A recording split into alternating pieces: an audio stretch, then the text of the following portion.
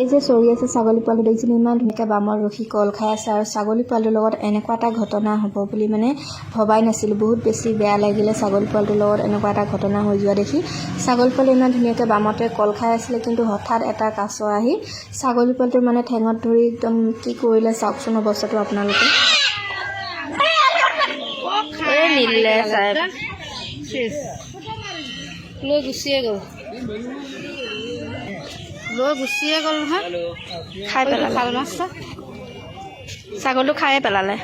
কাছটো তললৈ নাইকিয়া হৈ গ'ল, খাই পেলালে নহয়। কাছটো গুচি গ'ল, হেৰি ছাগলীটো লৈ ক'বলৈ গুচি গ'ল, খাই পেলালে। হেৰিটো কি কাছটো, হেৰিটো ছাগলীটো কি আহিছিলে, কল বাকলি খাবলৈ আহিছিলে। অঁ, একে থাপে নিলে মাকবিলাক আছে। মানুহ চানুহ পালে এনেকৈ টান মাৰি পেলাই লৈ যাব।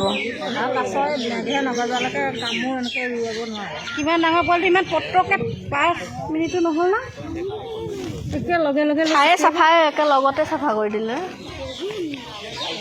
গোটা গোটাকৈ তেনেকৈ গিলি পেলাই সোমোৱাই লৈ গ'ল ন। দুটা ভৰিত ধৰিছে, দুটা ভৰি একে সমানে কৰি একে টানি পেলাই লৈ গৈছে।